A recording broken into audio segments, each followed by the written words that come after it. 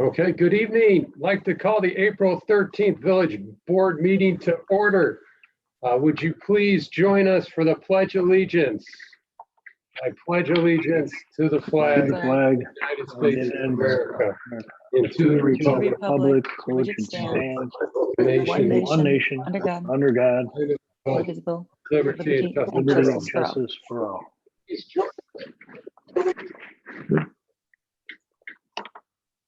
Okay, that was a little noisy there. Before we continue on, can everyone, trustees, can you just acknowledge? Can you hear me? Okay. Yes. Can. Yes. Okay, great. All right. Before we jump in on the roll call, before we start, obviously we're in extraordinary times. George, why don't you kind of kick off, this being our first virtual meeting? Why don't you just kick it off with some of the particulars? Yeah, thank you, Mr. Mayor, and thanks to everybody for joining us today. We'll get into the agenda and the different agenda items needing formal approval. But I did want to go through just a simple protocol. We put out an agenda cover sheet onto our agenda this Friday when it went out. Obviously, interesting times we're in due to Governor Pritzker's recent stay-at-home order in response to the COVID-19 pandemic. The village board will be holding all of its meetings electronically, at least through the month of April, and potentially beyond. There's going to be, the Attorney General gave some guidance on what we can do moving forward with board meetings so that business continues to operate. We think we're going over and above, and I just want to go through this with everybody today before we start the meeting. Everyone was given the opportunity to provide comment prior to the meeting. We had our email address here at Village Hall. So items that were going to be requested for the board to react to, you could have done that method. You can view the meeting live on YouTube. That's where you heard a little bit of the feedback that was still on my background. So we're still working out the kinks here a little bit. So you can view this live and in archive after the meeting. You'll be able to view the entire meeting either in YouTube, and also our Channel 6 partners will be converting the meeting to our agenda center, and we'll be putting it out online, and we'll also be copying it to Channel 6. If you miss this opportunity to participate, you can watch it that way. There is an opportunity to participate in the meeting, and where residents during specific times of the meeting will be allowed to speak, and I'll have some protocol for that as well. So we want to get as much public participation as we can as we move forward during these unique times. I'd mentioned public comment and written comment. That time period has passed. We did receive one email, and I'll address that question later on in the meeting. Specific sections of the agenda where we will allow the public to comment includes a public hearing on the proposed fiscal 21 budget. And we will let you know when that happens, and then a public hearing to consider the INF Canal TIF redevelopment plan area. So that's another opportunity to comment, and I'll let you know when that is to take place. And then also our standard audience participation section, which we have at every meeting with standard guidance of speaking on items that maybe aren't on the agenda. You're free to speak and ask questions during that time period as well. A little bit of guidance here. As I mentioned, there's 3 opportunities to speak. Couple tips I want to go through, and I have some screenshots on the next slide. We're going to have to use the raise your hand method for staff and the village board. You guys will be able to participate throughout the meeting, and we don't need to use that method. But for residents who want to speak, please use the raise your hand method on Zoom. And I'll go through that here shortly. The other thing, if you're participating only via phone, you can *9 raises your hand, and then *6 unmutes your line. I will see that on my back end, and I will utilize your names to call you out when you are up to speak. A little more guidance on the meeting, on the public comment, and here's a couple screenshots. At the bottom of your screen, if you're following online, you can click Manage Participants. And with that comes up another screen where you can click the 3 dots on the right-hand corner where you can raise your hand. Your hand will stay raised until I put it down or until you speak. So that's the general guidance. Hopefully everyone's becoming an expert at Zoom. We'll bring this up later in the meeting, but I just wanted to go through that guidance for public comment, as we want to keep these meetings as normal as possible. if it is all possible during these times, and we'll move forward from there. So with that, I will turn it over to Maragowski, and he'll start the agenda. Thanks, George. And obviously, this is our first go around, so hopefully we'll try and keep the hiccups to a minimum. And as we go through the public sections, again, George will give more definitive directions as we proceed to the Q&A part. But to begin with, why don't we start with the roll call? Charlene, can you kick that off, please? Just wait a second for everyone to unmute themselves. Ryan, yeah, there you go. Yeah, I think everyone's unmuted. So. All right, go ahead, Charlene, with the roll call.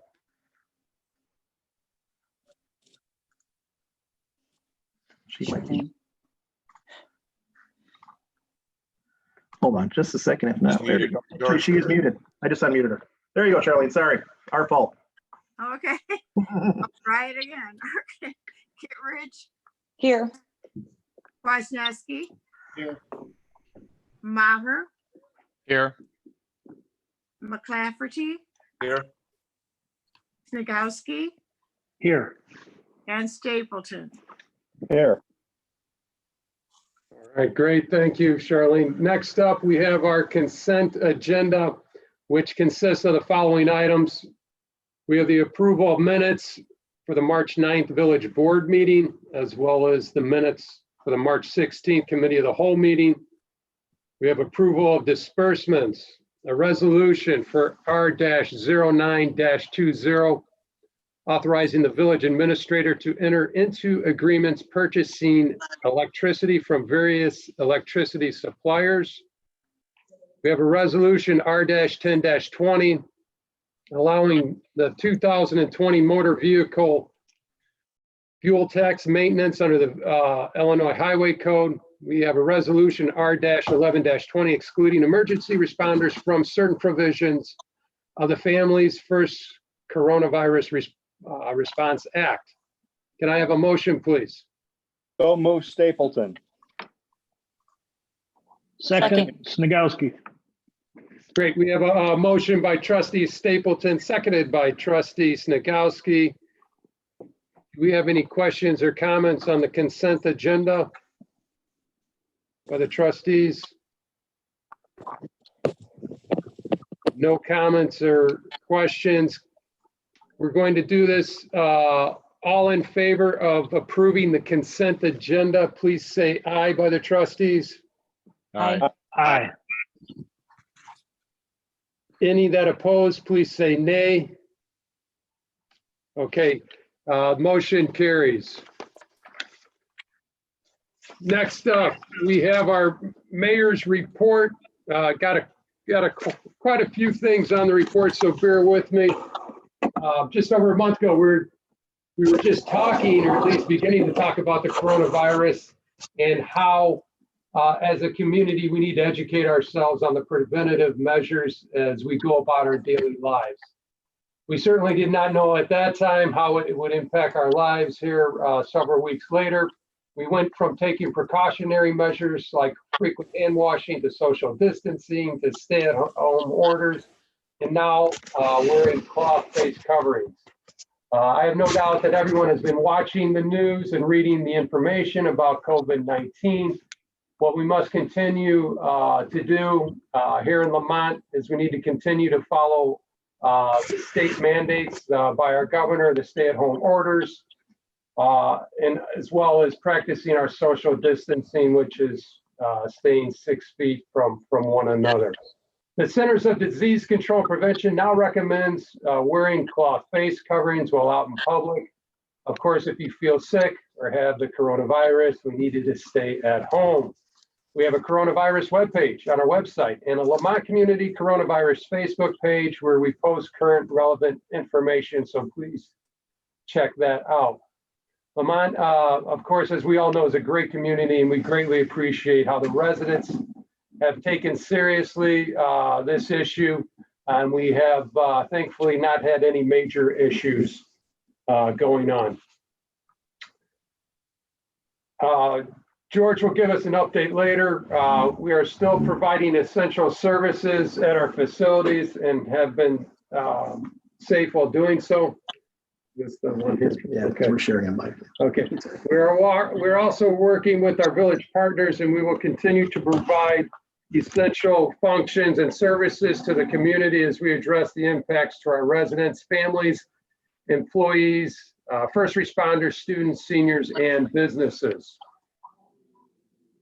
We have been getting several calls from people on how they can help. One thing that you could do is continue to donate food or donate monetary donations to our local food pantries, as well as our Hope and Friendship Foundation.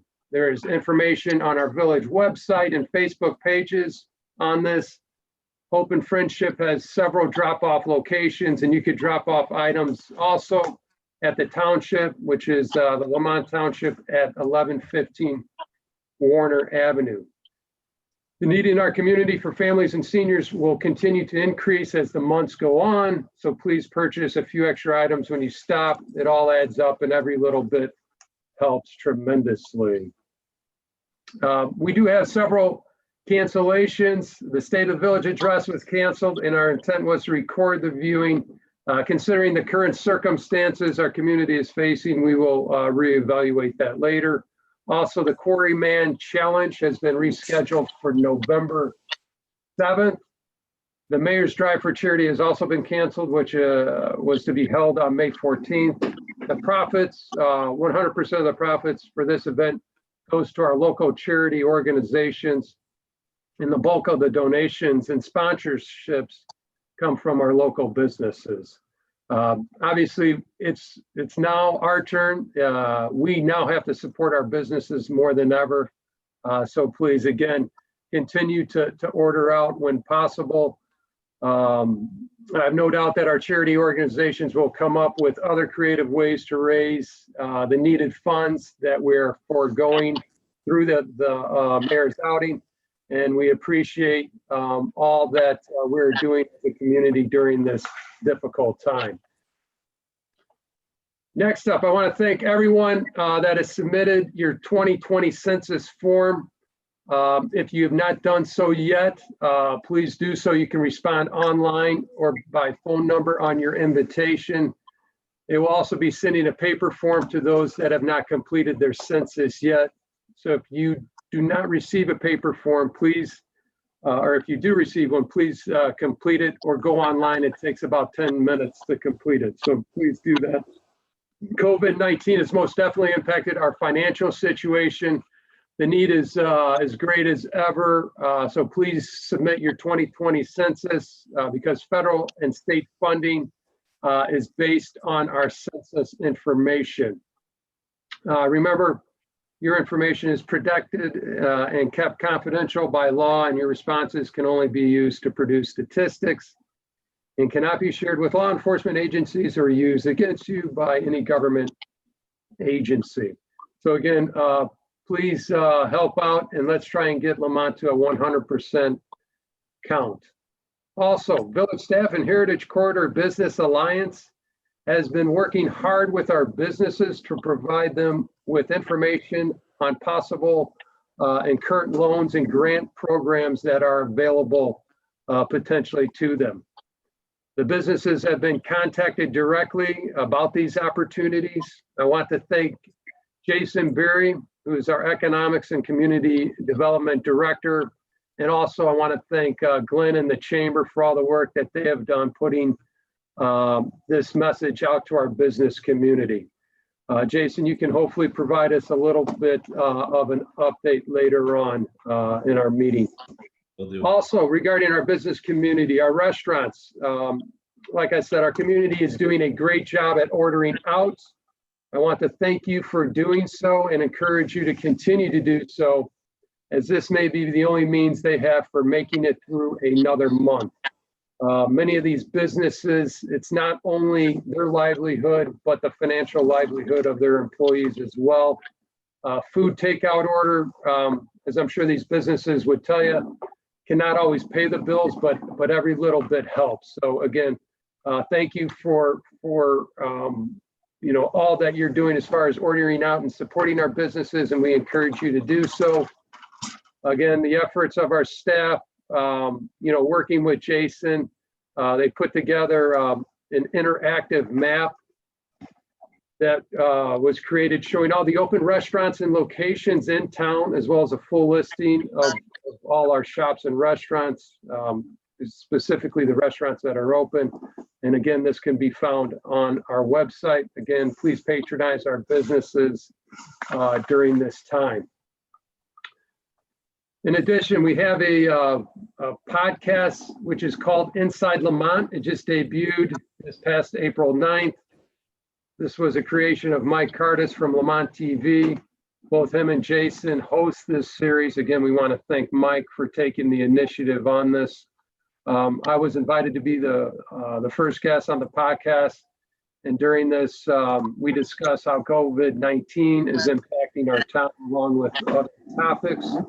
The podcast will be weekly, so please be sure to listen and hear from a variety of other guests. They will be reaching out to the schools, students, so forth, so on. So we will have different guests each given week. Again, it can be found. It's called Inside Lamont, and you can check it out on Spotify, as well as links on our website and Facebook pages. Again, most of this information is located on our website, lamont.il.us/coronavirus information, and on our Lamont Community Coronavirus Facebook page. The website gives updates almost daily on these items and other relevant information that can impact our residents. We also post information to our Village of Lamont Facebook page, Twitter, LinkedIn, Instagram, and on Comcast Channel 6 for Uverse 99. And we will soon be creating a Nextdoor account as well. Now, lastly, we have not met since our March 17th presidential primaries. Want to thank everyone that was able to make it out and vote. Again, it was somewhat at the beginning stage of the coronavirus, but again, we appreciate everyone that made the effort to vote. We had approximately 4,000 voters out, and it was great to get the community involvement, not only on our elections, but on the cannabis referendum as well. The referendum, again, was contemplating allowing a dispensary in Lamont. And we heard resoundingly that the residents voted 55% in favor of not having a dispensary compared to 45% for.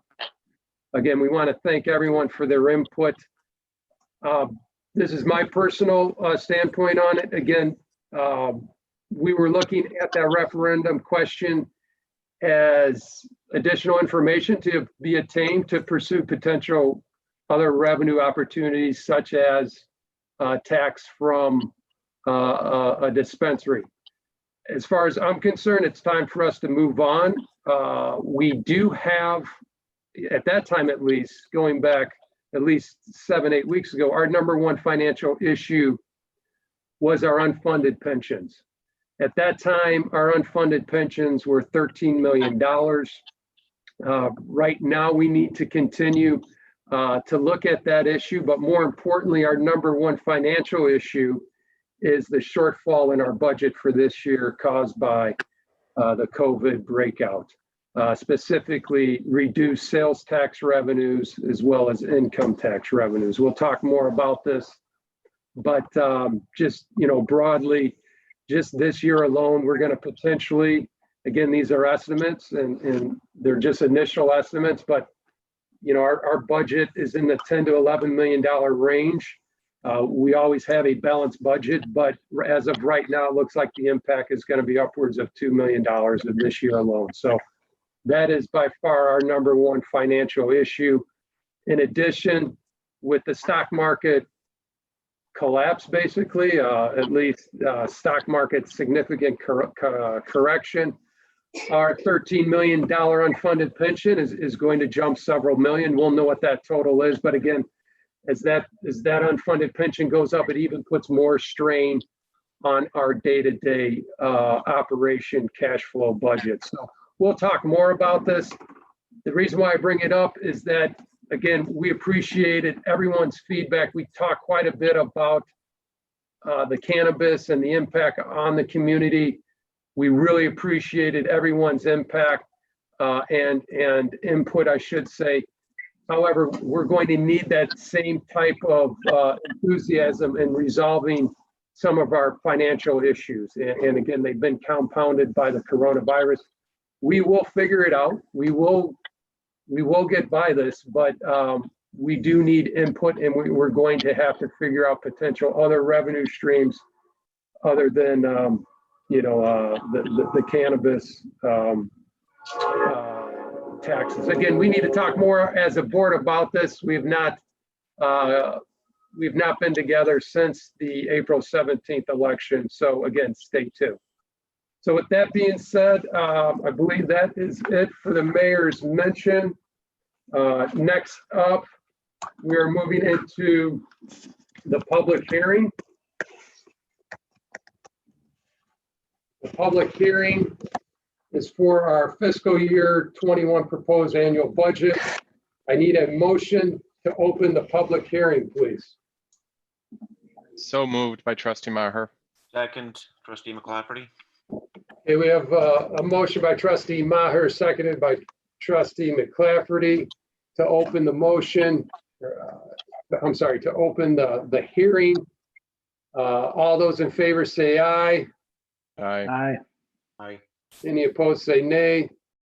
The motion carries. We are now in public session.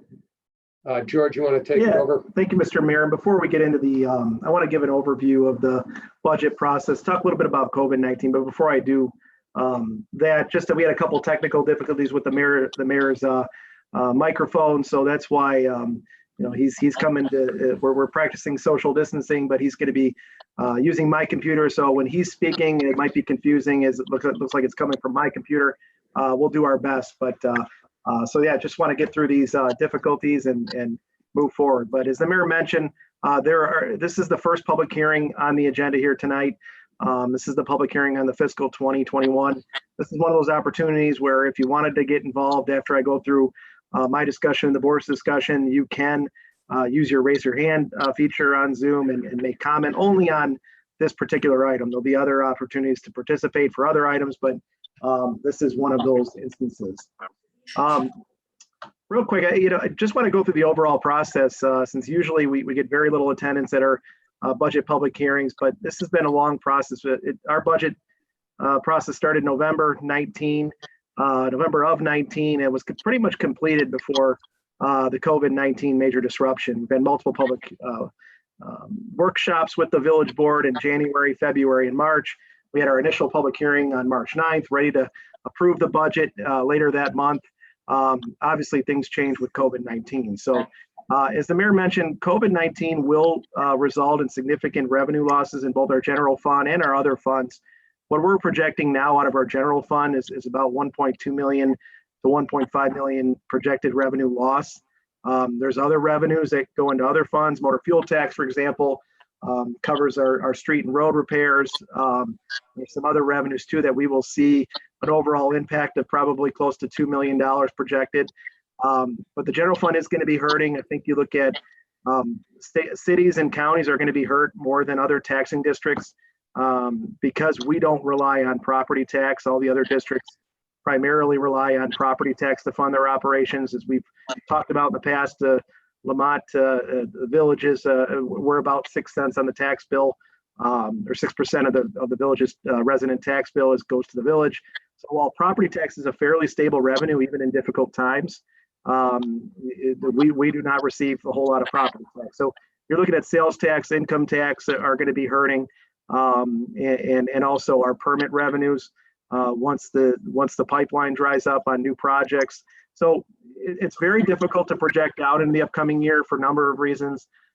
There's still many unknowns. We don't know the extent of the revenue loss from COVID-19, or we don't understand. We don't know yet the duration of the shutdown, when and if will businesses open back up. We don't We're constantly in partnership with our neighboring, our partners, council of governments on figuring out potential federal and state resources for response to COVID. What we're hearing now is that the majority of the funding available to municipalities will be direct cost in combating COVID-19 only, will not address revenue loss at this point. There could be opportunities for other stimulus bills to bring revenues to the village, but these are unknowns that we're going to have to work around and continue to track. So tonight, for the budget public hearing, a little bit longer than normal on these hearings, is an overview of our financial response plan. It also gives us an opportunity, this plan, to adopt a balanced budget, ensures we have financial flexibility so we can make some changes throughout the year. So basically, in order to achieve that financial flexibility, we're looking at hiring a hire freeze for any new full-time and most part-time seasonals. We don't do a lot of hiring anyway at the village, but the positions we did have open and available, we will freeze those in the short term. We're going to be freezing large capital purchases, including vehicles and other large pieces of equipment, reduce discretionary operating costs and small capital, elimination of building renovations and maintenance. We're also going to be reducing a transfer. We're starting this year. We were going to start a new fund, a building maintenance fund, and we were going to put money from the general fund into that fund. We're going to have to put that on hold for now. There's potential for grant revenue through the state if COVID-19 hadn't happened. There was money in the capital bill for the village to potentially recoup. We're going to see if that's still there. But we're just going to have to get by without the big stuff so that we can have flexibility moving forward. The mayor mentioned we're going to be making cuts to several village-run special events, Mayor's Drive for Charity. We're talking about Heritage Fest. It's something that we need to talk as a whole board. For safety reasons, we don't know when things are going to be safe again to bring large groups of people together, but also for financial reasons. And basically, these options will lead us to a balanced budget so we can move forward into the new year and have flexibility to, if the revenue drops are more extensive than what we had thought, to potentially make additional cuts or to draw down on reserves. I know that's no one likes to draw down on reserves, but if there's a reason why you need reserves, it's during situations like this. And so it's something we'll have to consider. We don't have to now, but it is something to consider in the future.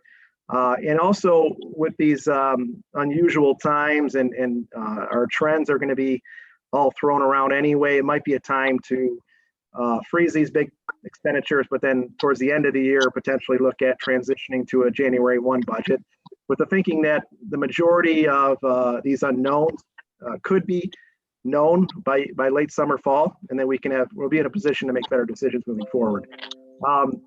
Our full updated budget, will be online later this week, and then we're going to talk about it at our April 20th COW. That's the extent of the cuts. I did want to mention though what we are continuing to do and what we're going to do in reacting to COVID-19. We're going to continue to monitor our revenues. Fortunately, our sales tax receipts are about a 3-month lag. They get incurred and then we receive them 3 months later. So we're going to have to keep an eye on those revenue streams as they come in. Income tax, as we've talked about before, the state receives income tax payments and then they just distribute it to municipalities based on population. That number, that larger number is going to be significantly cut. And so we are going to see significant reductions in our income tax. And that's a big chunk of our budget as well. We don't know how much. We'll have to keep an eye on it. We also have to be wary of the state making further sweeps to our funds and potentially taking a greater portion of income tax. So we better be ready for less income tax plus a greater portion being taken by the state. So these are uncharted territories to this extreme. We did go through this during 08, 09. We have some data to back up what we're looking to do. And we will bring that up at our committee of the whole to look further into these revenue drops. The other thing we're going to be doing is continuing to engage with our Council of Governments, DuPage, Cook, and Will, joint lobbying efforts for future stimulus bills. We have to get lost revenue put into one of these stimulus bills from a federal level. We are going to be hurting. All the cities are going to be hurting, and we're looking for some relief as well. So just working with other municipalities and our Council of Governments, our Representative Leader Durkin, Senator Curran from the state level, how can we put as much pressure on the federal government and our legislatures we have to get some relief at a local level. Not all negative. One thing we wanted to do as part of this plan, we'll be continuing with a full capital project plan. We went out for referendum last year and received an extra 1%. You'll see a full road program. I thought we were going to do even a little bit more than a full road program until COVID-19, but we do have to be a little bit careful on cash flow with motor fuel tax, dipping statewide, people aren't driving. So this will be a full plan. You will see a lot of projects, both water and road, and potentially even a few more if we get some help from the state. State's going to come in and do resurface Stevens Street. We received a federal grant for a water main project that'll happen in July. So we're looking to supplement. It will be a full program. I just wanted to kind of get that out there. And also we're continuing to focus on our economic development initiatives. We need to drive new revenues. We need to look for new revenues, drive interest in Lamont, setting Village up for post-pandemic. We're talking around here. We got to get through this. We will get through this, but what happens afterward? Where's the economy? How does Lamont fit into that? And could we be the place that really prospers when this thing gets all said and done? And then also focusing on engaging with our residents and business community. The mayor mentioned a couple of the new podcasts we're starting. Jason's going to mention later a little more detail on a business webinar that we're starting every week for businesses in Lamont. How do we get everyone engaged to be successful once we get through this period? And how do we get them in touch with the resources they need from the federal government on some of these programs? And lastly, before I kind of move on, is we can't forget we need to continue to provide essential services. The pandemic is not, we're still in a shelter-in-place order. We still have needs in the community. We need to continue providing those services, and we need to stay safe in doing so. And that's kind of what we're going to be doing moving forward. With that, I think before maybe I'll turn it back over to the mayor and just to see if the board has any discussion, or the mayor, if you have any other comments, then I can leave it up. Then I can put it up to the public. No, thanks, George. I appreciate we've been working on evaluating the financial impact for the last couple of weeks. I want to thank, Chris, her staff, as well as several of the trustees have been involved. Again, things are fluid. All we could do is look at previous recessions going back, 12 plus years. What was the financial impact? This time around, it's going to be, it's probably going to be more of a financial hit up front, because never before has basically every store just closed. And we have some major stores from, Kohl's, Target, those are major sales tax generators for us. So we might get a little bit of a pickup on Jewel and Pete, but again, those are at smaller sales tax, considering that is for food. So again, it is fluid. We continue to look at it. We will get more information each day passes, but I want to thank Chris and her staff for making an initial stab at this. And again, we'll know more, and we'll talk in more depth next Monday. So with that being said, any other questions or comments by the trustees? Okay. So do we open it up for public comment now, George? Yeah, let me just see if we have anybody wanting to comment. Hold on just a second. And so if anyone from the public wants to comment on the proposed annual budget, please raise your hand. George will tell you how to do that in Zoom. Yeah, at the bottom of we went through this a little bit before, but at the bottom or the top, managed participants is an item on there. You can go from there. You can click the three dots at the bottom and click raise your hand. At this point, I don't see any hands raised. I do just do one. Well, and maybe Chris. Yeah.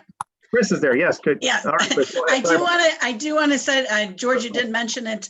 I did put the draft of the budget has been out on our website since the beginning of March.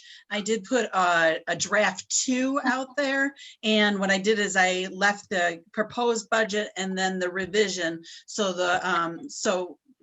the residents or anybody would like to see it, you'll have the two columns so you can see the difference between what we proposed in March, at the beginning of March, and what we're proposing now. So and that is on the village's website under the village budget. So there's two links there that they can get to two documents. Okay, thanks, Chris. Okay, with that being said, need a motion to close the public hearing. So moved, Rick. Ken, second. Okay, we have a motion by trustee Snagowski, seconded by trustee McClafferty. All in favor say aye. Aye. Aye. Any opposed say nay. Okay, motion passes. We have now closed it. Next up, we're going to have a public hearing for the I&M TIF redevelopment project. Need a motion, please. So moved. So moved, Kittredge. Okay, we have a motion. Seconded by trustee Kittredge. All those in favor to open the meeting say yay. Yay. Yay. Yay. Opposed say nay. All right, we are officially in public session. Mr. Mayor, this is Attorney Stillman. This is Mike Stillman. If we just could make sure for the record that the time that these respective meetings were open is on the record and the times that they're closed. Yes, Thank that you. has been done. Thank you very much. Thank you, Mike. I'll turn it over to Jason Barry. We do have a representative from the consultant who helped us out with this redevelopment plan, Kane McKenna. But I'll turn it over first to Jason Barry to kind of give an overview of the I&M TIF redevelopment project area process. Then he'll turn it over to the consultant, and then we'll have time for public comment. Jason. Thank you. Yeah, and I put on my festive I&M Canal background there for you to remind everybody what we're fighting for. You know, downtown Lamont's important, and it needs our help more than ever.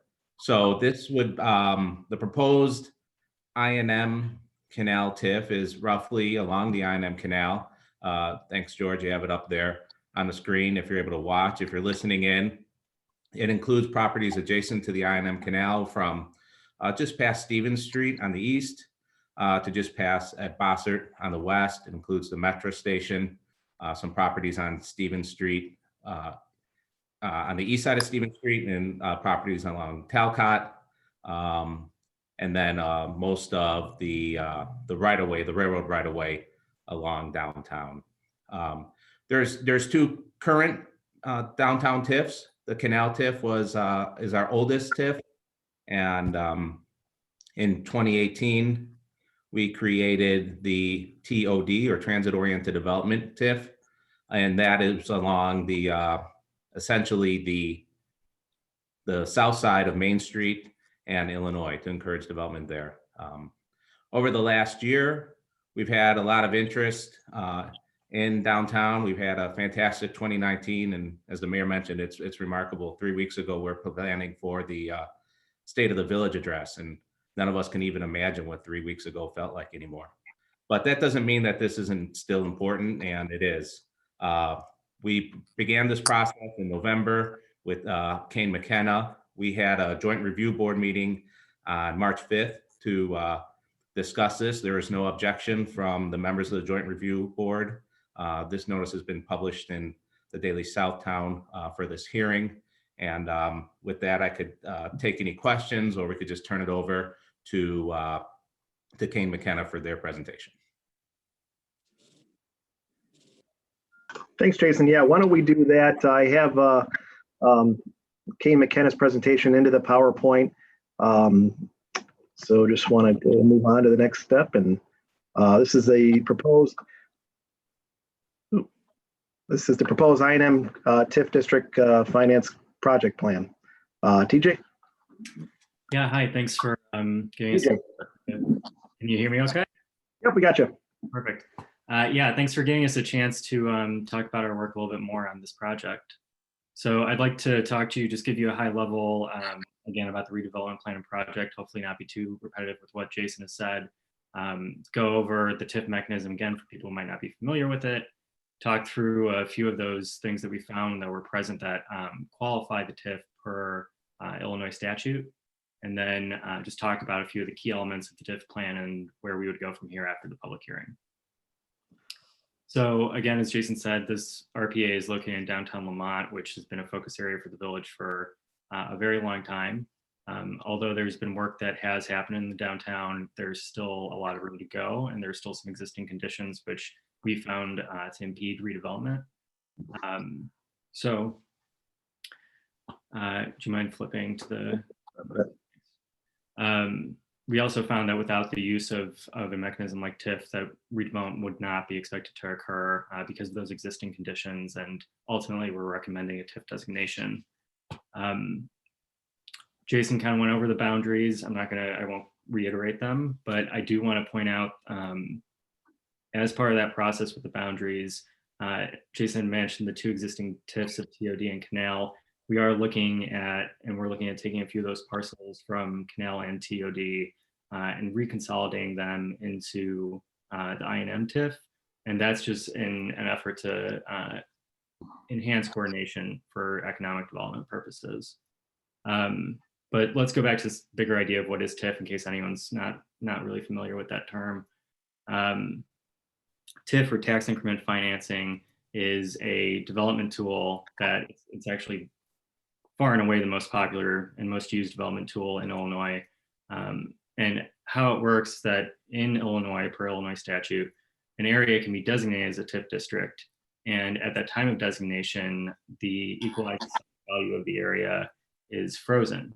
That's referred to as the base EAV.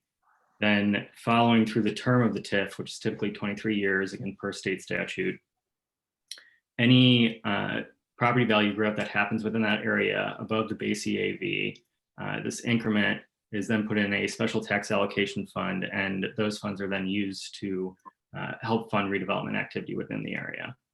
So you can think about this as there being 2 buckets, right? So you have this one bucket that is base revenues that go to taxing districts as they would normally, and then you have this increment that's another bucket that is going to redevelopment efforts to help spur redevelopment activity within the area. So if you have a successful TIF, this is generally what you'd like to see ideally.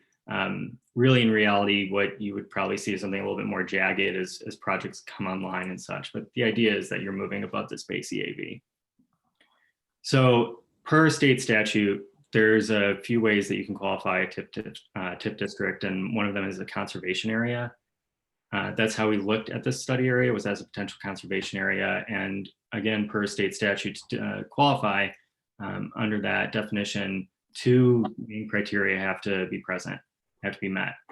The first is what we term the age threshold, and that's simply that 50% or more of existing structures within the area have to be 35 years or older in age. The second criteria is that at least 3 or more of 13 potential qualifying factors or really existing conditions have to be present and reasonably distributed throughout the area. So here we list out what all of those 13 factors are. I'm not going to run through each one of them individually. It's a lot of information. But if anyone does have questions about anything specifically, I'm happy to kind of deep dive that a little bit more. When we looked at the study area of this I&M RPA, we first looked at that age threshold that's relatively easy to measure. And downtown Lamont is a historic place. It's known for being a historic place, and easily existing structures met this age threshold. I think we saw, it shows that 88% of existing structures were over 35 years in age, and therefore more than 50% are. We get that first criteria for a conservation area. The second criteria, that at least 3 of 13 potential factors are present and reasonably distributed, we ended up finding that 6 were. So that second criteria we found that we met. I'm not going to go through these in detail, but things like lagging, declining EAV, and obsolescence, we found these things to be present. A lot of these things feed into each other. One, I always want to point out lack of community planning, just because the title is a little alarming. That's not to say that planning did not occur within the area, as much as say that the area developed without the guidance of, say, a comprehensive plan, which, again, looking at the age of structures in the area, it did, and I believe the village's first comprehensive plan was in '69. So didn't really have that type of guidance. Again, I'm happy to go and deep dive any of these qualifying factors if anyone has any questions, but that's a good overview. So the TIF plan, one of the most important elements of it is the budget. And that's sized by looking at where the base EAV is and what type of redevelopment projects are likely to occur there over the TIF term. You put those components together and you start to size out a budget. The 2018 base EAV we estimate to be almost 7 million. And this, what we're going to show you the budget on the next page. The number there that's really important there is the 28 million. That's a total maximum expenditure amount. These other line items give a general idea about the redevelopment activity that could occur and be funded in the proposed I&M RPA. But those line items, they can move around. The number that's important there is the 28 and the different types of activities that are planned. And keep in mind that this is not an annual budget. This is the budget for the full 23-year term. Those are, I think, the main points about the TIF plan. As Jason had mentioned, you know, we've been engaged in this since last year. There was a JRB with a joint review board that was held with the key taxing districts regarding this in March, and there were no objections. Right now, where things stand, we're, as part of the process, doing this public hearing. And then if the next step to continue the process of designation would be the village board considering any amendment ordinances to existing TIF districts, as well as 3 ordinances which would designate the I&M TIF district. And that consideration can't happen sooner than 14 days from now at the closing of this public hearing, and can happen no later than 90 days. Those are the big next steps. With that, I think that's about everything that we have that we want to go over. If anyone has any questions, I'm happy to do my best to answer them. Hey, DJ, before, and maybe you can answer, or maybe it's Jason Berry, our community development director. We've had a number of meetings with the village board over the last several months talking about this TIF, and I think we can all, everyone generally agrees this is a focus area for Lamont. A lot of Lamonters identify with the downtown, and we want to find ways to develop it. But Jason, one question I get from business owners and property owners is why wasn't my property included in the TIF? Everyone wants to be in the TIF, right? We have properties further east that don't even touch this area, want to be part of the TIF. Can you go through some of those decisions that why the area was put together the way it was, Jason? Yeah, you know, to start, we want to look at EAV and that declining EAV. That's a really important consideration. You know, that gives you a guide of where the help is needed. We're also kind of weighing interest from the development community. You know, what we're hearing, as well as the condition of structures within the proposed TIF area. And lastly, what's important is the continuity or the contiguous parcels. So, you know, you have to have a contiguous map. And so there are probably some parcels, say the metro station or you know, and along, there's some funny parcels like the long run along Main Street. That's because that's on one single pin or parcel index number from Cook County. So yeah, we look very closely at what could go in and what could go out. We also strive to have no more than 75 residential units within a TIF. So sometimes if you were trying to reach a certain area, you may not be able to just based on the number of residential units between here and there. So we put these together pretty carefully. They get looked over well. And that was sort of the guidance that we had when designing this TIF boundary. Yeah, and Jason, I also remember that if there are areas that are adjacent to the TIF that benefit from revenues inside the TIF, they can also be used for those adjacent parcels. So just trying to make it, try to include as much as we can while still staying within the rules, while still timing the potential for development. And so we have some tools available to us. And if another area nearby were to have a development proposal, we could potentially create another TIF or amend the TIF, but it's a good start, basically, right? Yeah, indeed. Do you have anything? Okay. All right. Any of the trustees have any comments or questions? So good. No. Nope. Hey, Chris, I still, maybe your hand's not, and your hand's still up, Chris. Do you want to speak again or? No, I don't know how to take it off. Oh, Lola, sorry about that. Anybody else?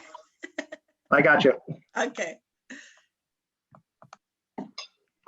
Okay, with that, need a motion to close the public hearing? Let me just make sure, that was the trustees, but we just want to make sure anybody else hasn't. I'm just waiting. This is an opportunity, and I'll put the slide up again, where you could participate in the public hearing, and you can use the raise your hand feature. So just want to give everyone an opportunity again. If you wanted to comment on this TIF, again, we've had numerous meetings with the village board, and I'll just say a few words while I'm waiting. But we've also had this in front of our joint review board group, which is, as Jason I think may have mentioned, when you start a TIF, you are required to convene the joint review board, which includes the head of each taxing body is invited. That's subject to the TIF. So we, Lamont Township, Lamont Park District, Library, Fire District, Joliet Junior College, Cook County. I don't know if I'm missing any. The Mosquito Abatement District. No, they didn't make it out, but basically everyone's invited to discuss the TIF, and they review the documents, and then they're asked to vote on whether or not they believe the TIF is if they're favorable. And this year it was a unanimous approval from the joint review board, a recommendation to the village board that the area qualifies. They're in support of the TIF district. So with that, I do have a couple of hands up, but I just want to say that I do have. I'm going to start with. I'll unmute him. Is Mike Gorman? He is the first resident. I will unmute you, Mike. Hi, George. Hey, Mike. Can you hear me okay? Yes, we can. Okay. I just had a question. This TIF thing is kind of new to me, but I was just wondering, do we have a vision of what it is that we're hoping to see occupy that area, 10 years from now? Is there some kind of a forecast or a expectation of what might happen there? Yeah, let's see here. Jason, you want to go through and I know that we had to do a redevelopment plan as part of the tax increment finance district redevelopment plan, but the kind of a broader view of what we're looking to do with all of our TIFs in the downtown, especially this one. Yeah, for the village, it really goes back to say 2005 and sort of this vision for downtown. Again, I put up this image as my background because right behind me is the start of that vision in 05 and the development of the Front Street Lofts and Marquette's project. And we've kept that vision alive over the years through our comprehensive plan and development panels.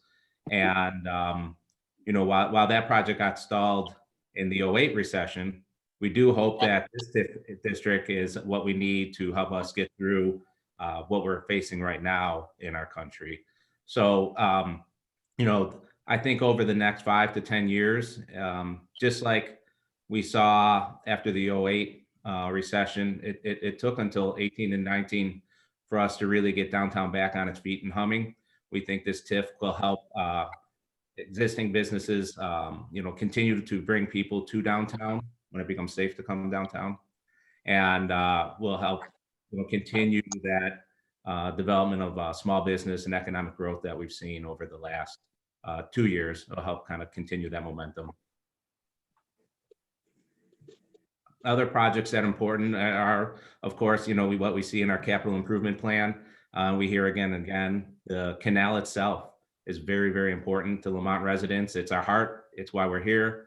Those tough guys built that canal in 1836. It's going to take tough people to get through these days. And so, there's plans in the capital improvement plan to enhance the canal. I've heard just broad support for enhancing the canal, as well as the recreation opportunities that we want to make for the community. We believe going forward, forge down the road, and downtown Lamont will become a beneficiary of sort of recreation destination Lamont. And so again, this TIF helps sort of manage that growth for us.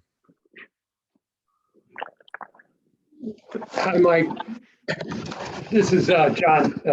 George and I, we're operating off of one microphone here, so Fiscal yeah. responsibility. we're maintaining the 6-foot radius here. But yeah, what we're trying to do, Mike, is continue the momentum. We've had significant success, as Jason mentioned, dating back to the early 2000s, and a TIF only lasts 23 years. So you have to almost think of it as dominoes and develop as you move forward. Meaning, once you get something developed, then you could look at the next property or the adjoining properties.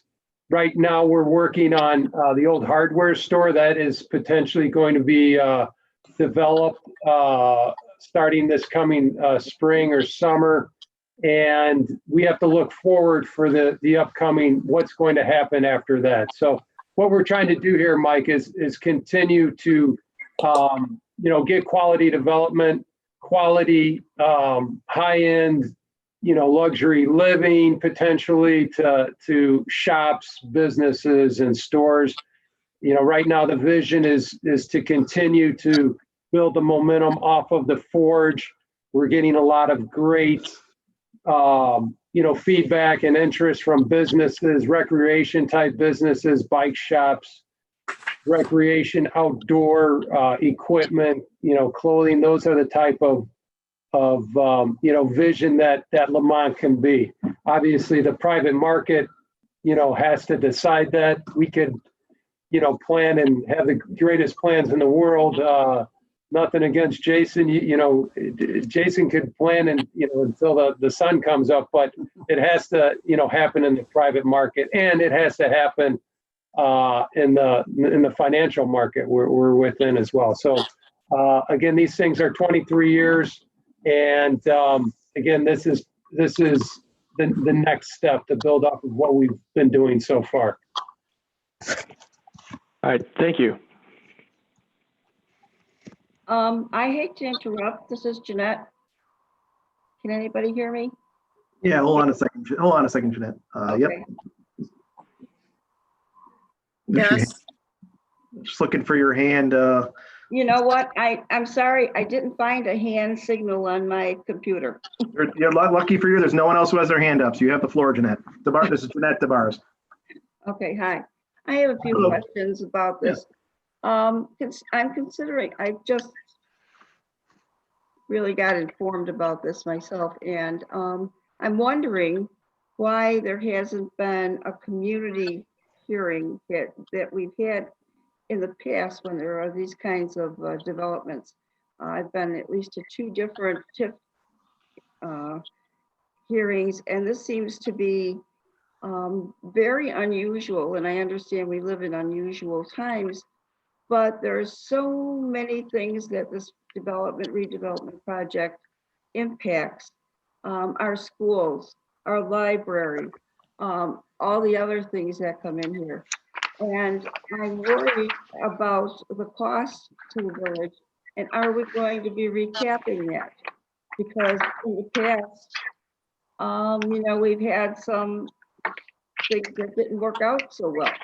And how much have we reached from the 4 or 5 TIF districts that have already been in motion? And the fact that this affects our schools for the next 24 years absolutely mesmerizes me, because I believe that this is something that should never be happen to our schools. Because in the end, the people who pay taxes for that school district are the ones that are going to pay for this. Because when the school district does not get enough money to operate, what they will do is they will come forward and they will ask for more from the taxpayers. And so here we are back to who is going to, where the buck is being passed to. So I think that having this meeting tonight and making a decision after this. Now, I know you've said you've had other hearings. I was not informed of them, or you had at least some discussion with other organizations like the school. You do realize, I hope everybody realizes that for 24 years, the school district is only going to get the amount of money that they get now. Any other will go to the village to help these types of redevelopments. And I think that that is a shame that we're going to lose that kind of money for this. And when I see the amount of money that's going to have to be spent, I'm really worried because, you know, this village now, we are $1 million in debt, $2 million in debt, $3 million in debt. And at this time, we don't know what's going to happen in the future. There's some people that are saying that this whole country may go into some type of a depression, and you're not going to get the development that you're looking for in this. So I know, and some people say it's going to come back wonderful. But when I see those kinds of figures, $26 million, $28 million, I get really scared. So that is, I'm worried because I would like to hear from all the other districts about this, and so that they're understanding what they're going to be losing. That's all I have to say. I don't think. George, didn't I understand you to say we did meet with all the other taxing districts and they didn't have any objections? Correct. Yeah. And I think, Jeanette, and good questions. I think those are the same questions we had with our last TIF district. You know, the schools, the parks, the fire, they're all brought into the fold during this process. And they understand that it doesn't affect them financially. In fact, at the end of 23 years, they're able to recoup. They're able to capture all the growth, and it's really, your question goes against the analysis of TIF, right? I mean, part of this study, it studies whether or not this area would develop, but for a TIF district, right? So there'd be no development, no tax revenues, further deterioration. So I think, you know, I disagree with you that the other districts are going to lose money. I don't think they do, and they're all brought into the fold, and they understand it. Everyone identifies with you know, this area, and everyone benefits if it redevelops. And but for a tax increment finance district, or it really is our only tool for development incentives. Being in Cook County, being you know, just being on the outskirts of Cook County into Will County, everyone understands it, and I think those are good questions. We hear them a lot during TIF time, but again, we brought everybody in the fold, as Trustee Stengowski mentioned. Everyone understands that they're on board, and if you look at the history of the TIFs, it's actually been very successful. We had an expiring one a couple of years ago where we, Chris, by math, we returned, I think, additional $1 million to the communities and to the districts. And so I think that's what I'll say about that in your response. And Jeanette, yeah, thanks for the questions and the comments. I think where TIFs get a bad, you know, where things can go bad is when you actually loan money or take a loan to start the TIF. We are not taking any money out to start this TIF. So basically, you could almost look at a TIF as, if nothing is there now, nothing is being generated for the schools, park districts, or the libraries. Your point potentially could be, well, if a housing development comes in and all of a sudden the schools are flooded, you basically have students going to school without money's going to the school districts. But again, the downtown developments are basically targeting baby boomers like myself, empty nesters, to young professionals without kids. This is what the developments that are going on in the downtown. We see it going on right now at St. James Academy. We see them, you know, all the apartments in town. It's very rare where you see a school-age child there. So these TIFs do not take any money away because there's no money being paid right now if there's no development. So only when a building is built, which is what we would, which is what we're looking to see is development and high quality buildings. And then down the road, this actually benefits, and that's why the school boards, the park districts, they are actually very much positive to these TIFs, because they're looking down the road that, hey, once the TIF expires after 23 years, all that money goes back into these school districts. And again, this is increment. This is money they do not have right now. That's right. And they're not going to have that money right now for 23 years. So it's, They don't have the money right now anyway, because there's no money being generated. That's what the misnomer is. You're not taking any money away because nothing's been built. Only when something is built is there money, and that money isn't there now. And that's what the increment, that's the I in TIF.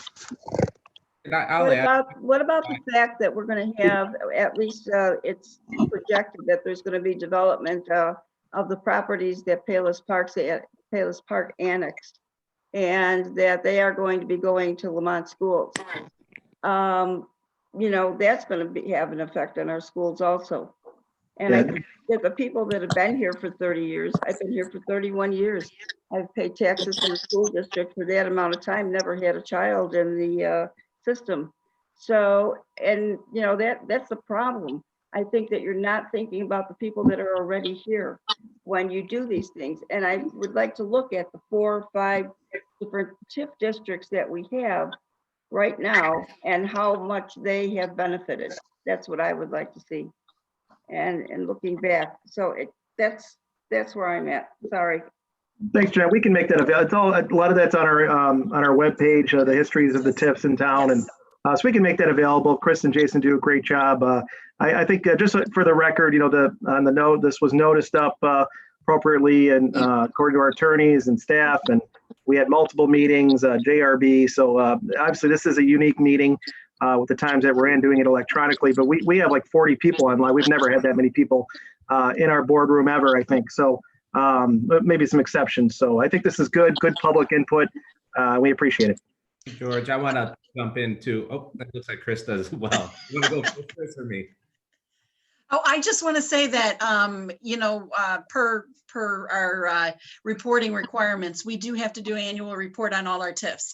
All those annual reports are under our on our website, and you can look at, and that tells you specifically every single year what the increment was as a frozen increment and what the increment, what the EAV is for that year. So, and every single expenditure that we have on there. So all the annual reports are on our website. And I wanted to address some of the school age children, and as a quick heads up to either Kane McKenna or Attorney Stillman, they could probably clarify this. But as we do projections, the state does require, if there are school age children living within a TIF district, that they report that to the village, and the school districts and the library get that money for those students. Is that correct, Kane McKenna or Mr. Stillman? It is. So there are statutory requirements baked into the TIF Act that if school age children are brought in because of development, there is some reimbursement back to the school districts for those additional costs. Thank you. So bottom line is the schools in the other districts are made whole if school age children do move in to these buildings that have not been built yet. Correct. Yep. And Rick, I see your hand is still up. Trustee Snagowski, or is that from prior? That was from prior, but Okay. I'll just add that if I'm understanding correctly what was just said, then that the school district would get the money within the life of the TIF if children come in of school age. Is that correct, Jason? That is correct. Thank you. All right. Anybody else like to participate? If not, we will close the public hearing. George, really quickly before closing, I just want to confirm that there weren't any written correspondence that came in regards to the TIF. There were not. The one written correspondence was regarding another topic unrelated. So, no. Great, thank you. Snagowski, I'll make a motion to close the public hearing. Maher, I'll second it. Okay, motion by trustee Snagowski, seconded by trustee Maher at 7:42 p.m. Are we official, Mike? Oh, actually, we got all in favor, say aye. Aye. Aye. Aye. Any opposed, say nay. Is that a roll call, Mike, or is that That's fine. Okay. George, I just saw something that came across. There was a comment, a written comment someone had typed in. I don't know if you saw that. Let me check here. Yes, it's on the chat. Oh, remind those to unmute or. That was mine, George. I know. I'm just. How will the The TIF? one after that. Yeah, good question. So thank you. This is from Jessica Devitt. How will the TIF impact taxes of people living in the TIF district? It will have the amount of taxes they pay will not change. Correct, Jason and BJ. It's just which bucket it goes into, right? That's exactly right. So there's no change in how much someone is being taxed. It's just the distribution of where those taxes are going if that EAV growth increases. Yep. Yeah, good question though, especially with what we're hearing about the assessor going around and Lamont being part of his triennial reassessment this year. Tax rates or tax assessments will change.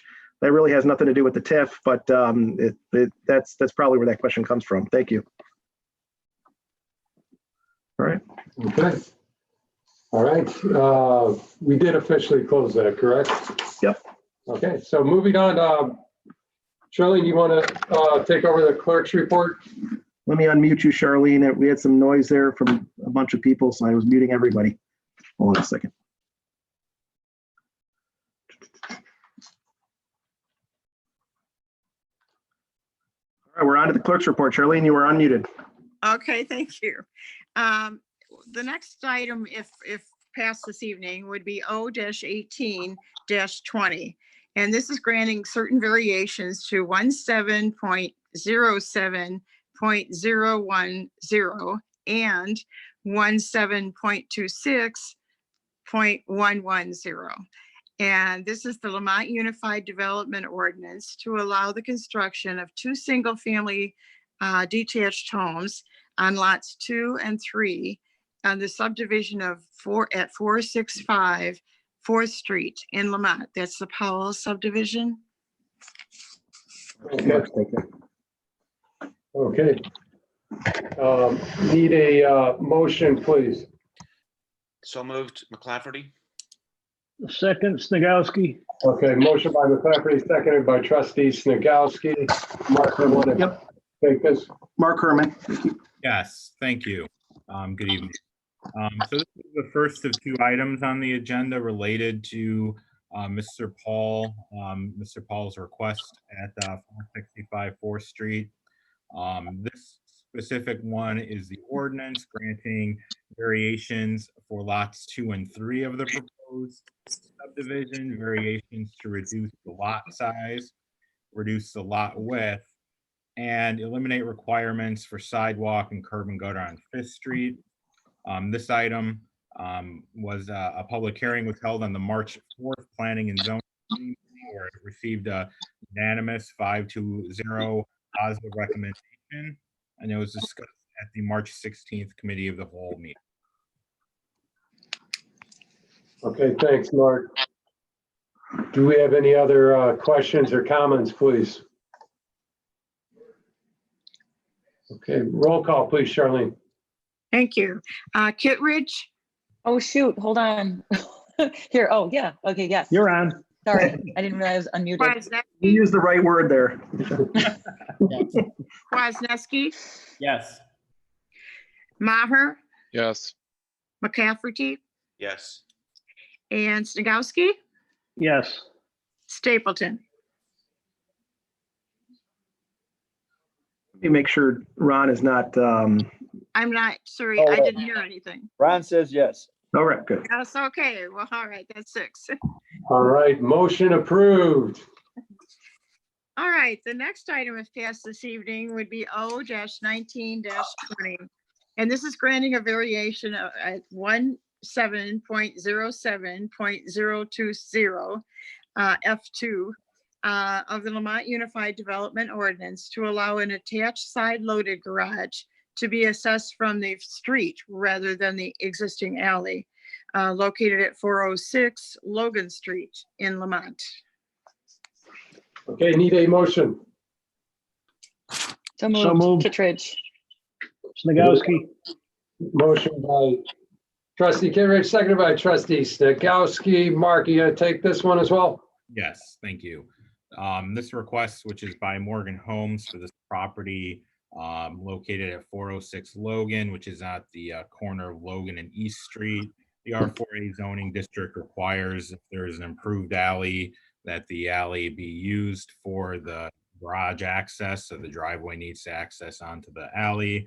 In this case, with it being a corner lot, the petitioners requesting that their side load garage access off of Logan, where all of the other houses do access Logan Street. Again, this item was at the March 4th Planning and Zoning Commission, where it had a unanimous 5-0 positive recommendation, and the item was discussed at the March 16th Committee of the Whole meeting. Thanks, Mark. Any other questions or comments by the trustees? My only thing is I just want to make sure if something happens in this construction and movement that they do absolutely put trees back up. That was my only. Sure, I could follow up with the applicant on that. I do know that they're striving to preserve keep what trees there, and I can follow up with them on replanting trees if necessary. Okay. Any other questions, comments? Okay, roll call, please. Kittredge, Yes. Kwasniewski, Yes. Maher, Yes. McClafferty, Yes.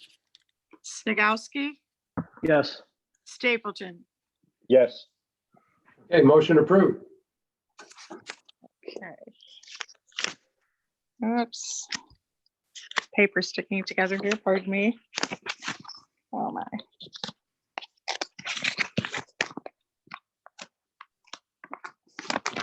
Oh. Finally, sorry. They were really stuck together. Okay, the next one would be a resolution if passed this evening, and that would be R-12-20. And that's approving a final plat of subdivision for the property at 465 Forest Street in Lamont. Okay, need a motion, please. So moved. Snagowski. Second, McClafferty. All right, motion by trustee Snikowski, seconded by trustee McClafferty. Mark, are you taking this one as well? Yes, so this is related to the first ordinance that we had. We just do ordinances before resolution. So this is 465 4th Street, Mr. Paul again. So this would be approving his final plat, this resolution, 3-lot, single-family detached subdivision. Lot 1 is where the existing home is and will remain with access off of 4th Street, with proposed lots 2 and 3 off of 5th Street, as you can see on the plat in front of you. Okay, thanks, Mark. Any other questions or comments for Mark?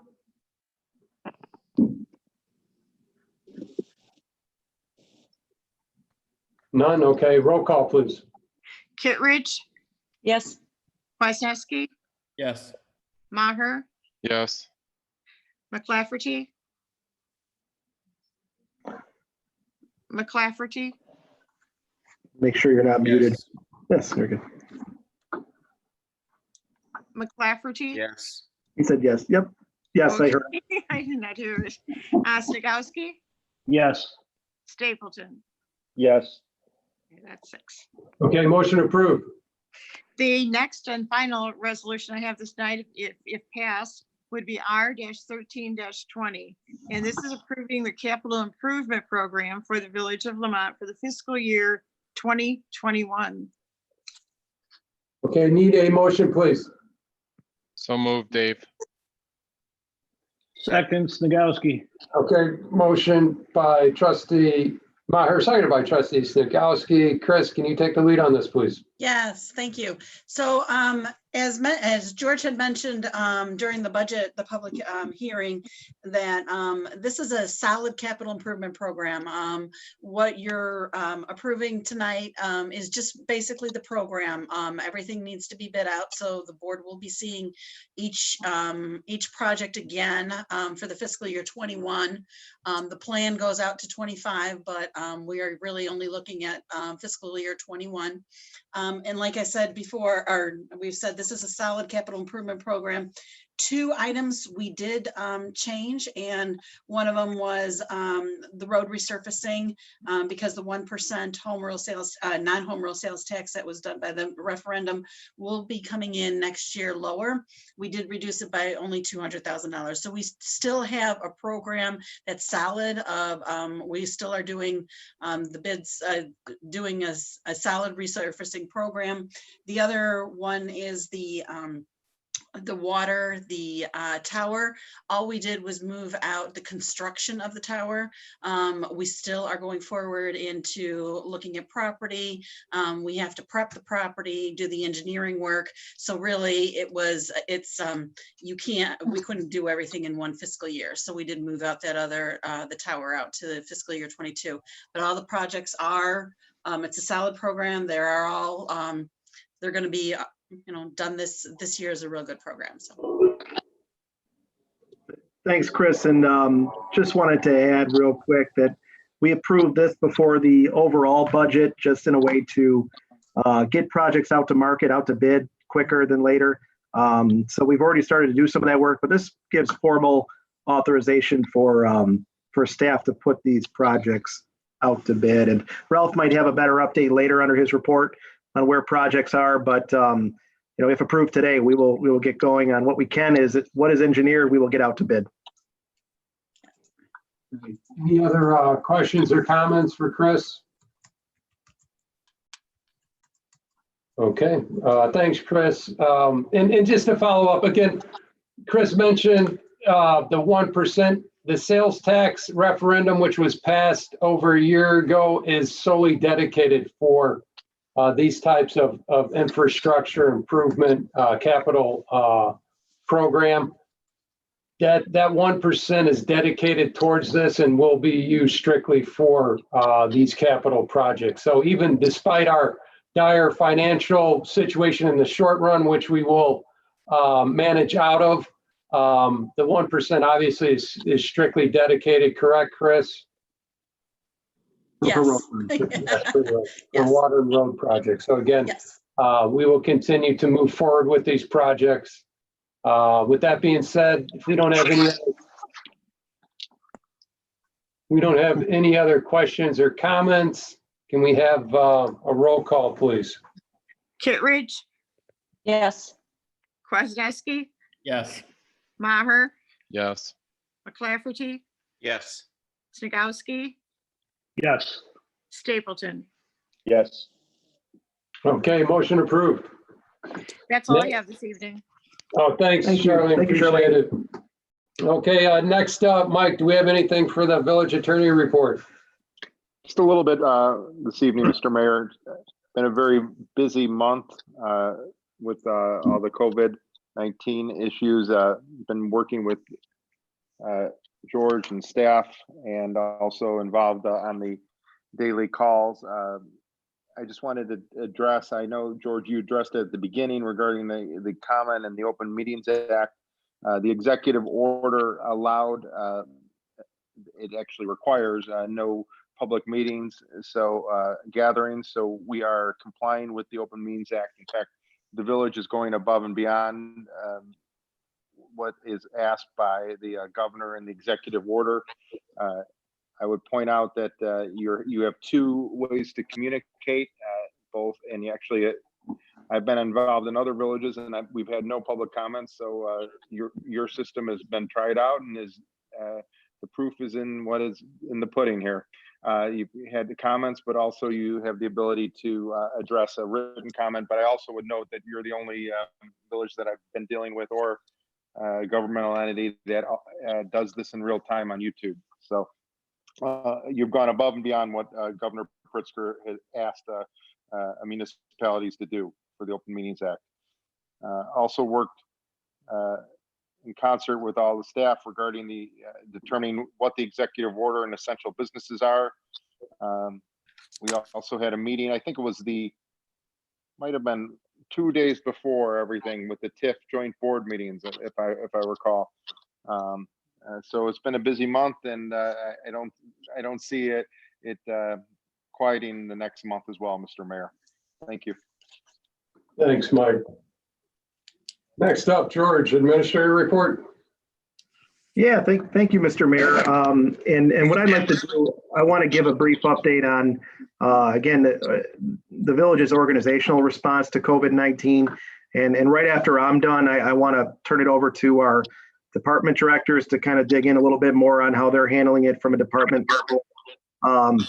You know, we are essential here at the village. We've been smart about staffing and staggered staffing. People who can work from home are allowed or even encouraged to work from home to spread things out. But we are providing essential services to the community during these times, and we've adjusted our workforce and continue to provide these services. I think what's more important, we probably didn't touch on today, and I know Chief Will and Ralph, is keeping staff healthy during these times. We run things very thin. We've talked about it at numerous State of the Villages, board meetings during budget time. We don't have a lot of staff available where if we had outbreaks within the departments and if people had to stay home for 14 days due to COVID-19. So being safe for us is really important so that we can stay on the call for the community. And Chief and Ralph, Jason in the building department, we're still providing services. We're just doing it a little bit smarter. And we're learning a lot about our services, and we're learning how we can do better. The other thing I want to just make mention again is we're able to leverage our financial health and stability during these times. As I mentioned, you don't build reserves so that the bond rating agencies, pat you on the back so that you could put it in the paper, so you could put it on social media. We do that, of course, but you don't build reserves for those purposes. You do it for purposes like this, and they happen once every 10, 15, 20 years, sometimes 100 years in the case of a pandemic. So this is why you build reserves. We're healthy, we're stable, but we have to assess ways to continue to ensure that we're going to remain financially stable. So we'll do that over the next 3 months, track revenues so that we can react to this in real time. The other thing I'll mention quickly is organizational effectiveness, readiness, how we're changing. Jason might get into this a little bit too, just services that typically required you to go into Village Hall. Right now, we're closed to the public. You have to drop off documents. You have to email documents. We're still serving you, but you might not be able to get into the building and be face to face with an employee. So we're learning how to better react in those situations. I think Jason they had their first permit, complete permit done without all electronically over email and internet, and they're going to do more of that. There's some services that can't be provided electronically, and we're respectful of that, and that's why we're taking precautions in those areas to keep people healthy. The last thing that we're doing is we're engaging with our residents and businesses and helping them through this period and hopefully beyond. We mentioned the weekly podcast series. The mayor started off with a podcast. We're going to be going around to work with the high school students, maybe a member of the business community, the police chief, just ways to kind of get information out. The virtual town hall series has started last week, and the focus of that, Jason will get into a little bit more. We're trying to act as a concierge to businesses on how they're able to achieve what they need to do through this process, whether it be a grant through the federal government, state, how can we help them? So that's what we're doing on a business side. Community engagement, I know Linda and our team, they've developed social media tools and pages, just trying new ways to get information out and to serve our public. And I'll also mention, before all this happened, we had already invested in new website tools, notification tools that were delayed a few months because of COVID-19, but we're ready. We've already purchased that. Those are ready to go. You're going to see a revamped website, a new economic development website, because those were already in the hopper. And it was probably about 3 months. 3 months ago we would have had it, but we got delayed a little bit. So just be on the lookout for those. So that's kind of from a total organizational standpoint, how we're handling it and how we want to continue. Again, health is number one, and I'll probably turn it on over to, we'll start with Chief. If you want to just give a brief update of how you guys are handling it from a public safety standpoint. Sure. Thanks, George. First, I want to talk about a little bit of our modified response, and then I'll broaden it into some of the larger public safety and business enforcement questions that we've been getting a lot of. From a modified response, we, like Village Hall, have been closed to the public since April 1st. If you need police services, you can still come into the police station, and there's a phone in there that will connect you to the main desk. And after hours, it will connect you to our dispatch, and they will get a policeman there to assist. All of our minor, non-essential calls are being handled by the telephone now. So if you call in with something that doesn't need immediate police response, the dispatcher will take your number, and our guys will call pretty quickly. We'll get back to you. We were the first police agency in Illinois to go to a mandatory masking posture, and so that all of our officers on April 1st started wearing masks on any enforcement calls with the general public. And obviously, we have a small department. We couldn't afford even a couple of those guys to be out, or a whole shift to be out.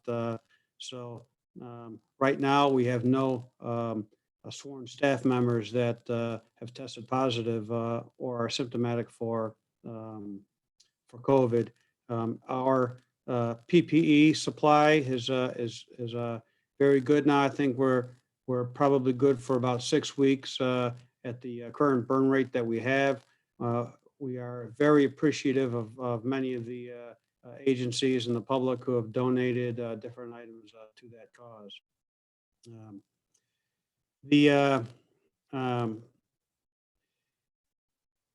A couple of the things from an enforcement standpoint, the last week or two, since the weather's been a little bit nicer, we've been called to disperse large groups in town.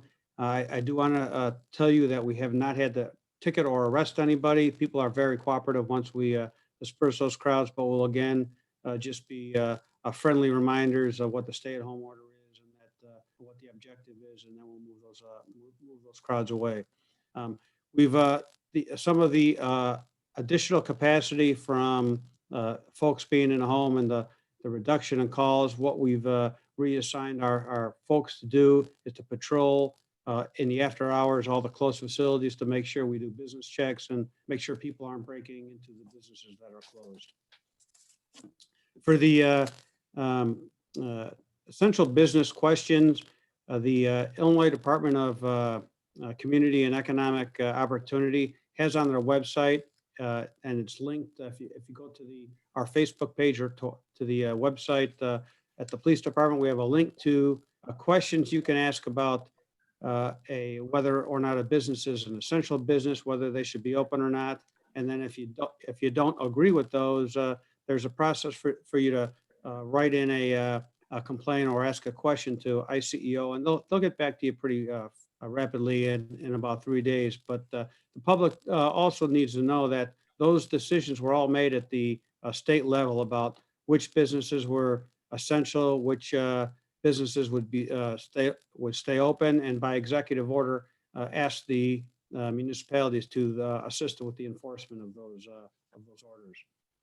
The last thing, on Friday, the Secretary of State filed some emergency rules to extend all registrations for 90 days following the reopening of the Secretary of State facilities, which have been closed since April 1. So we're also going to link that press release onto our webpage.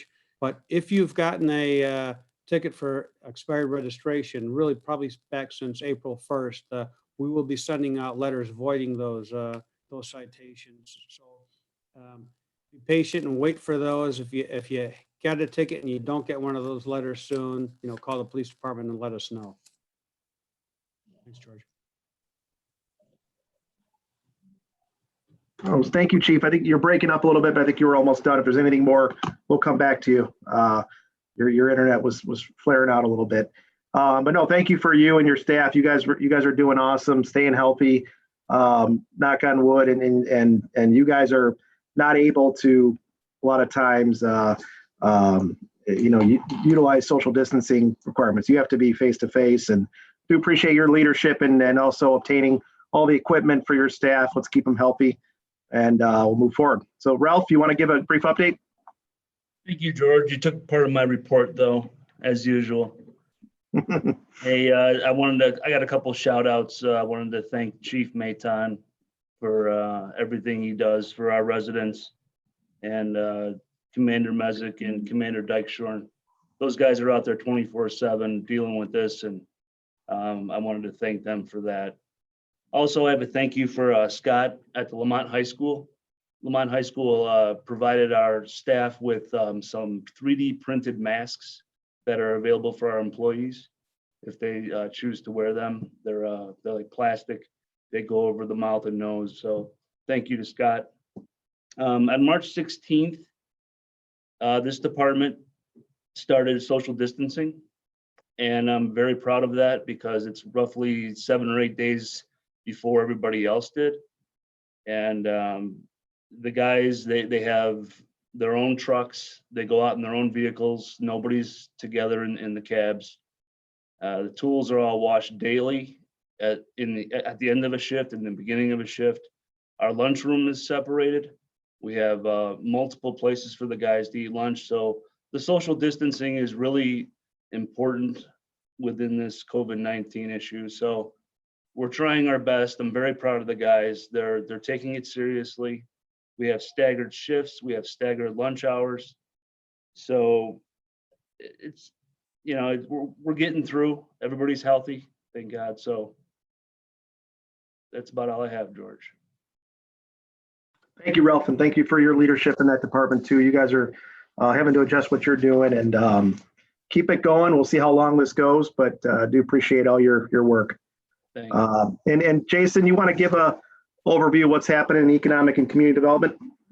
Yeah, sure. Thanks, George. And Chris is up next, and Chris and I share the first floor of Village Hall, and thanks to all the department heads that have been helping, and Chris for taking care of all the staff there, along with Kay Argo and you, George, and everybody. The building department remains open, of course, as you said, closed. The lobby is closed, but the vestibule at Village Hall is open. And surprisingly, it was a very busy March, maybe the busiest March this village has ever seen in terms of the number of permits. So there's 2 ways to continue to do business with the building department. The vestibule is open from 8:30 to 5, Monday through Friday, regular Village Hall hours. There's drop boxes in there. There's one for finance department, and there's boxes for building and planning documents. And we have been able to do business that way, where you drop off documents there. If you are dropping something off and you're paying for a permit, please leave a check, put your name on it, a phone number, an email, no cash. And we've been working that way. We're still going out doing inspections. We want everybody to wear masks and gloves and be safe when doing that. We're encouraging inspectors to do inspections through iPads or apps. They all already have an iPad to do mobile inspections, thanks to the work that Mark Herman did to put that together. We're encouraging them to continue to use that. And we ask that the community just be patient with us as we learn how to use some new technology to do our job there. If you need to drop off materials after hours, the 24-hour drop box at 416 Main, right next to us where the chamber is at, that's always open. So you're always able to get materials to us. March was strong because we had a strong pipeline of projects. April has been busy, but we are, monitoring that. You heard that in the budget and the public hearing there. We are concerned about, the depth of this crisis and how it'll impact development, property tax, and most importantly, sales tax. So we're watching that closely. To that end, we've been working every day on trying to reach out to the business community. George, as you mentioned, we started Lamont Cares, named after the CARES Act. Lamont Cares Town Halls. Those are going to be weekly at 10:30. We posted on the village website and on Facebook, and you could sign up through Eventbrite and get a ticket and attend. We had 70 people at our first one, and we're answering questions about the Paycheck Protection Program, one of the signature programs of the CARES Act. We're going to continue to do that for as long as our business community turns to the village for some help, and we're very grateful for all those that are open.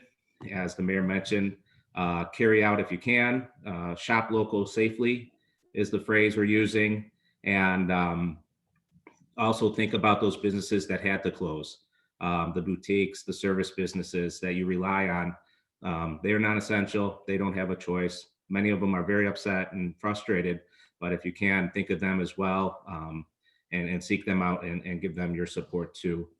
And then finally, thanks to our community development manager, Mark Herman, our consulting planner, Jamie Tate, who may be watching this on YouTube. Hi, Jamie. We are continuing to do planning and zoning as well. So as I mentioned, that pipeline's important. And both Mark and Jamie have worked with the Planning and Zoning Commission. We had our first public PZC Zoom meeting on April 1. Like this meeting, it was well attended. And so there may be some bright spots to this, is that we're able to get more public engagement. So hopefully that's a good round overview there, but if you have any questions, I'm happy to help. And again, thanks to everybody in community development and especially our permit techs and inspectors and everybody there that continue to do that essential business. We appreciate you, and I know the community does too. Thanks, Jason, and thank you for your leadership in your department. Things are still busy, and when we talked as a group, department heads and everyone in the management team, we talk about during these periods the ability to kind of refocus on what is important, should be important.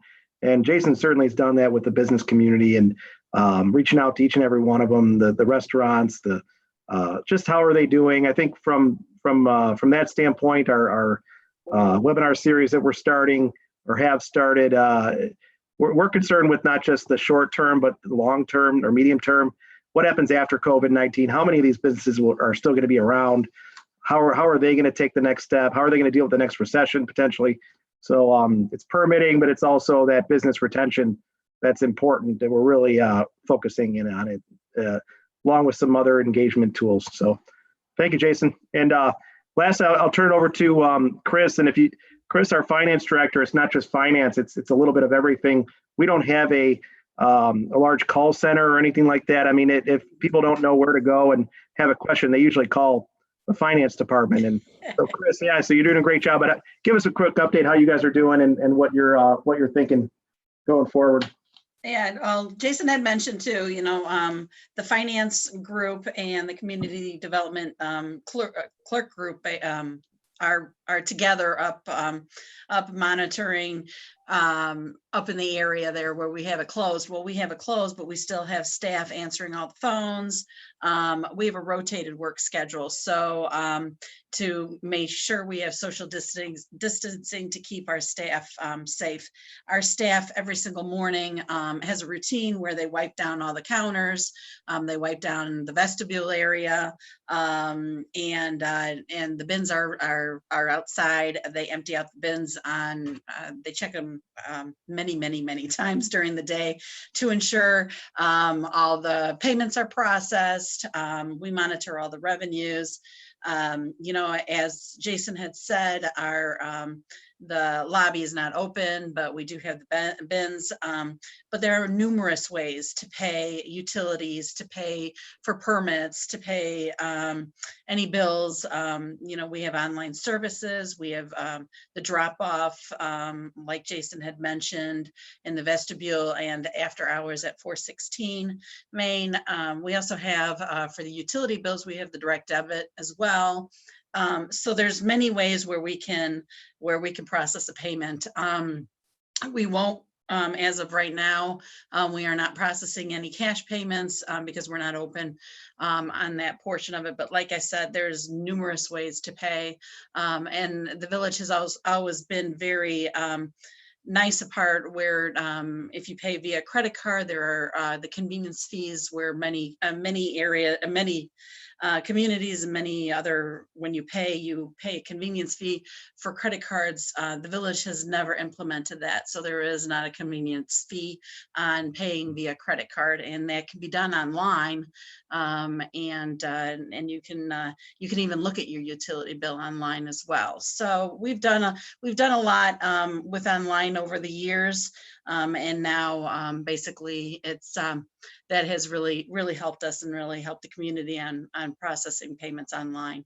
But like I said, and we are constantly wiping down the counters, wiping down the vestibule area to ensure that that we're staying safe. And the group, the group's done a wonderful job. I would say, all staff has done an excellent job in trying to maintain that they're safe, that they have social distancing, and they keep everybody else safe. Thanks, Chris, and thanks for all your help and leadership in your department, and even village-wide work with the other department heads. Chris really enjoys budgeting, so this is going to be a great time for her. The revenue projections, we belong to a group of other DuPage towns, and everyone's projecting it differently. So this will be a tough time just to even project what's going to come. And I think we also want to lay the groundwork for potentially even converting to a January 1 budget, and so a lot of work ahead. And Chris has always been an advocate for getting the public involved. We have 27 people hanging in there right now, and I think our next meeting next Monday we'll have a committee of the whole. We'll talk budget again. We'll have more eyeballs on our budget than we've ever had before. So we're gonna try to find some good news out of this whole thing. And thank you, Chris, and we'll move on. Thanks. Thanks, George. And again, want to thank the entire staff, Chris, front office, back office, the financial functions. You guys do a great job. Chief, first responders, the emergency, really appreciate what you guys are doing. Ralph, Public Works, you guys are second to none. Again, we are very lucky. Our entire staff is doing an excellent job during these very difficult times. But first and foremost, want to thank all of our residents. As Chief mentioned, there's been no major issues, unlike other towns. Really want to appreciate all of our residents and all the support they've shown to our business community. And again, it doesn't cost us anything to thank those people that are working at Jewel, Aldi, Pete's, Target. I mean, these workers are doing a great job. They're coming out. So again, reach out to them, thank them as you're exiting the store, as well as, any healthcare workers that as well. So again, appreciate everyone hanging in there. Before we exit here, just want to make sure there's no more unfinished or new business. Anyone? Board reports. Oh, board reports first. Anybody on the board have a report? No. Any unfinished or new business? Nope. Okay. With that being said, before that, audience participation. You want to take that over, George? Yeah, thank you, Mr. Mayor. And this is, we're getting to the end of the meeting, and this is the other opportunity with the other two public hearings where if anybody wanted to participate in the meeting, any questions, typical rules apply. Keep it to 3 minutes or less. But I think this is a good opportunity. If you want to raise your hand, I do have, while you guys are thinking about your potential questions or topics, we did receive one emailed in question. It was past the 3 p.m. deadline, but in the spirit of good government, we'll read it anyway. We have more than enough time to print it off. And there were questions regarding the forge. And I'll read them off here, and then I'll kind of give a general statement. I don't have complete information on it, but and I'll lead you to another meeting potentially. But 3 questions. 1, will the traffic to the forge be directed from town to the forge via Talcott?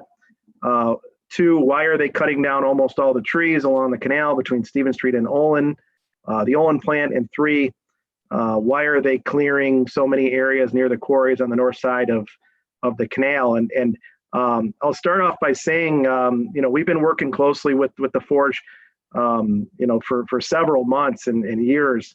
COVID-19 will have an impact on them, just like everybody here and other businesses. And we're going to get more information from the Forge, where we have a call here internally with a Zoom meeting. We're able to kind of share screens and talk about these issues towards the end of this week. And then I wanted to also announce to the public that the Forge representative is going to be at the next Heritage Quarry and Outdoor Recreation Committee meeting on April 22nd. That's Wednesday, April 22nd at 6:30 p.m. That's their normal meeting date. They canceled their last meeting due to COVID-19, but we have the technology able, and we're gonna. I'll be at that meeting as well, potentially Marigovsky, but primarily that is our committee that really oversees these issues, and we'd like to get their input before we bring it to a village board on some of these issues. So I want to get that on the calendar. April 22nd, we'll publish some information on that. And then we will be having the Forge out to a special committee of the whole meeting, and we'll publish for that. That might be into May. We'll see how that goes after our 2 meetings with the quarry area and our internal meeting. But I will just say a couple of things. Traffic flow. Right before COVID-19, we met with the Forge and talked a little bit about traffic flow, and Chief Maton was part of that and gave some comments. That still has to be determined, and that's part of the meetings we're having with the Forge. I don't have an answer for you yet on that one, but more to come. Why are they cutting down almost all the trees? There's a couple things going on. The trees near, the second question, why are they cutting down almost all the trees along the canal between Stephen and Olin? If you recall, there's 2 things. The Forge is doing work, and then the village is doing work. If you recall, over the last 5 years or so, the village participated with Citgo on a restoration grant that has ceased to exist. We've lost that grant funding. It went to another neighboring town for projects in their area. But they did leave some funds to continue 1 more year. And our Heritage Committee decided to recommended to use the funds to cut down old dead trees, dying trees, scrub trees, to kind of enhance the view of the canal. So that is that area, and they can go through it a little bit more detail. Their meeting next week, along with Public Works, will be available to talk about those projects. The other one would be, why are they clearing so many areas near the quarries on the north side of the canal? That is the Forge primarily doing that work. That is to clear way for their parking lot area. If you recall, as part of their updated phasing, the Forge is going to be using the north side of the canal as a parking area for phase 1. So they are clearing those trees to make way for a parking lot that they will be, we will be partnering with them on constructing it, but they will be paying for the construction. And that's where people will park during phase 1. Again, a lot could be changing or is changing on their timetable because of COVID-19. I just wanted, that's kind of general comments on the Forge. But keep on good questions. This comes from Susan Dale. Great questions. I think she might even be on this call as well. But more information and please attend those meetings as we publish them. Okay. Do we have anyone else in the audience that? You know what? No one with their hand up, but I do. We did have a couple comments. Let's just from thank you. A lot of good comments. More comments from the public on this call. Thank you for all your service. Thank you to everyone serving at the village. Thank you. Be well. So no, good. All just comments on the chat box. Does anybody have any other response to the Forge questions, or did I cover it? Yeah. Okay. No, I think we're anything else from the board on that question? I think you did a good job covering it, George. Okay. Thank you, Trustee Maher. And again, more to come. Great. So okay, with that, I don't see anybody else with their hand up. So with that, I think we could close public comment or just move on to the. Oh yeah. So no executive session, right? Nope. So with that being said, need a motion to close our public meeting tonight. So moved. Snigalski. Motion by Trustee Tableton, seconded by Trustee Snigalski. Before we officially close it, again, want to thank everyone. Want to thank all our trustees, everyone out there. Hey, we're going to get through this. We're going to stay positive, hang in there and stay healthy. So have a great night. Thank you.